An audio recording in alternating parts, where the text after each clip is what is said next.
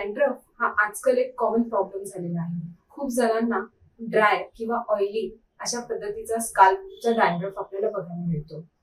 तर या डॅन्ड्रफवर अनेक घरगुती उपायांचे अनेक व्हिडिओज YouTube वरती आहेत आणि त्या उपायांना वापरून तात्पुरता कोंडा कमी होतो, पण पुन्हा वारंवार कोंडा होतो आणि त्याचं परमनंट सोल्युशन काय असू शकतं याबद्दल आज आपण या व्हिडिओमध्ये चर्चा करणार आहोत। नमस्कार, मी doctor Shruti. Welcome back to our channel. आजचा आपल्या चर्चेचा विषय आहे डॅन्ड्रफ अँड आयुर्वेदिक ट्रीटमेंट। सगळ्यात पहिले तुम्ही माझ्या चॅनलला सबस्क्राईब केले नसेल तर सबस्क्राईब करा आणि घंटीचं बटन दाबायला विसरू नका। तर डॅन्ड्रफ का होतो इथपासून आपण शेवट त्याचे उपाय काय काय आहेत यावरती आपण आज चर्चा करणार आहोत। तर डॅन्ड्रफ का होतो? डॅन्ड्रफ म्हणजेच कोंडा किंवा दारुणक याला आयुर्वेदात कपालगत रोग किंवा शूद्र रोगात काही आचार्यांनी त्याचं वर्णन केलेलं आहे। तर दारुणक होणं किंवा कोंडा होणं याची अनेक कारणं सांगितलेली आहेत। सगळ्यात पहिलं आणि बऱ्याचदा आढळणारं कारण म्हणजे अस्वच्छता, म्हणजे डोक्याला जो हेअर वॉश करण्याच्या आधी तेल न लावणं किंवा अति स्ट्रॉंग शॅम्पू कंडिशनर वापरणं किंवा आठवड्यातून किमान 2 वेळा डोकं न धुणं याने डोक्यात जेव्हा घाम साठतो किंवा डेड सेल्स जमा होतात त्याने कोंडा झालेला आपल्याला बघायला मिळतो। दुसरं त्याचं कारण असं आहे की बऱ्याचदा असं असतं की काही जणांची प्रकृती ही उष्ण असते। तर उष्ण प्रकृती असल्यामुळे बऱ्याचदा त्यांच्या शरीरात एजिंग जी आहे ही फास्ट होत असते। एजिंग फास्ट झाल्यामुळे बॉडी मधले जे सेल्स आहेत ते जमायला लागतात आणि त्यामुळे त्यांना खूप सारखा कोंडा होत असतो। म्हणजे आज स्काल्प वॉश केलं तरी उद्या पुन्हा त्यांच्या बॉडीमध्ये आपल्याला त्यांच्या डोक्यावरती आपल्याला डॅन्ड्रफ दिसतो। याचं कारण आहे की त्यांच्या शरीरातली अतिरिक्त उष्णता। तिसरं रिझन आहे ते म्हणजे खूप जास्त तेल लावायची काही लोकांना सवय असते आणि खूप जास्त तेल लावल्यामुळे त्याच्यावरती आणि तसंच धुळीत गेल्यामुळे त्याच्यावरती अतिरिक्त धूळ बसते। आता एअर पोल्युशन तर खूप आहेच आणि त्यामुळे आपल्याला इची स्काल्प किंवा डॅन्ड्रफ झालेला बघायला मिळतो। काही जणांना खूप वेळा ताप येत असतो।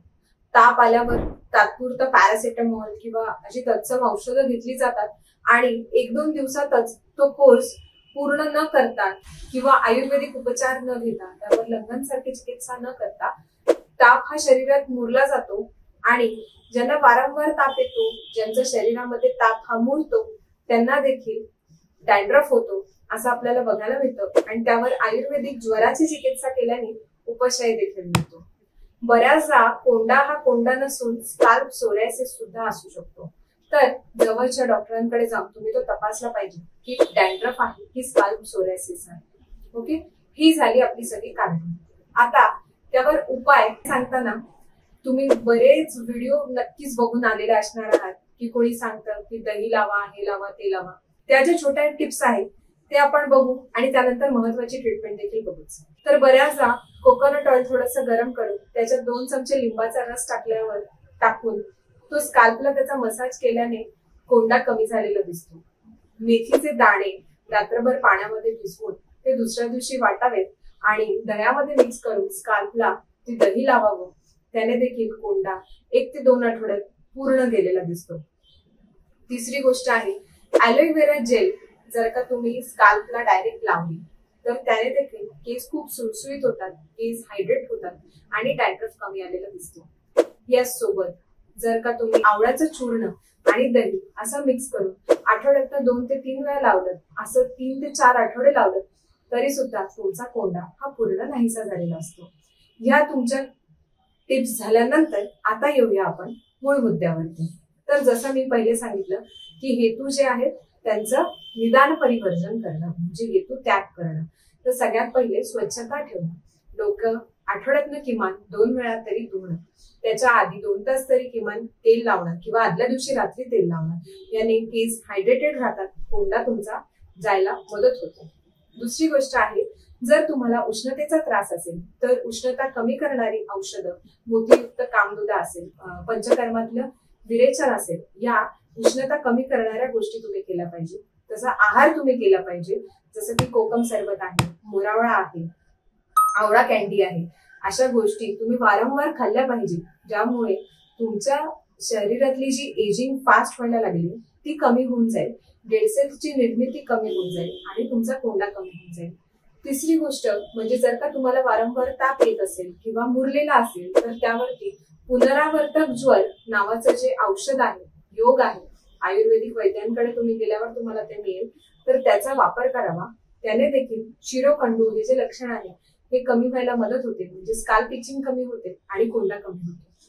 चौथी गोष्ट म्हणजे तुम्हाला जर का सोरायसिस असेल तर सोरायसिसची तत्सम औषधं 777 ऑइल असेल किंवा इतर कोणती विविध औषधं आहेत त्याची ट्रीटमेंट योग्य पद्धतीने करणं ही गरजेची आहे.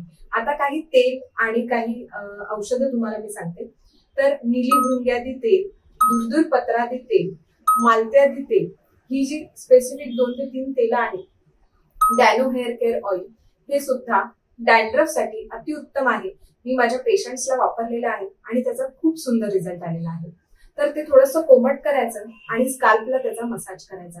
याने तुम्हाला झालेला डॅन्ड्रफ हा कमी व्हायला खूप चांगली मदत होते. बऱ्याचदा स्काल्प मेंदूला जाणाऱ्या ज्या नसा असतात त्या ड्राय झालेल्या असतात किंवा त्याच्यात खूप अतिरिक्त उष्णता झालेली असते. तर अशा वेळेस पंचकर्मातलं नस्य हे उपक्रम आपल्याला नित्य दिनचर्येत बसवून त्याचा उपयोग करता येतो. तर यष्टी मधुसिद्ध तेलाचं नस्य केल्याने देखील कोंडा हा कायमचा बरा होतो. शिरो अभ्यंग किंवा शिरोबस्ती नावाची पद्धत असते. तर त्या शिरोबस्तीच्या प्रोसिजर मध्ये काही विविध औषधं वापरली जातात. कधी कधी ताकाचीही शिरोबस्ती केली जाते. तर ह्याने देखील डोक्यावरचा कोंडा हा कमी व्हायला खूप मदत होते. तुमचे लाईफस्टाईलचे चेंजेस, आहारातले बदल आणि तुम्हाला तुमची प्रकृती जाणून घेऊन त्यानुसार ट्रीटमेंट केल्याने तुमचा कोंडा हा परमनंटली जाऊ शकतो.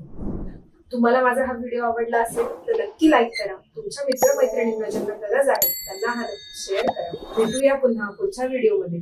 तोपर्यंत नमस्कार.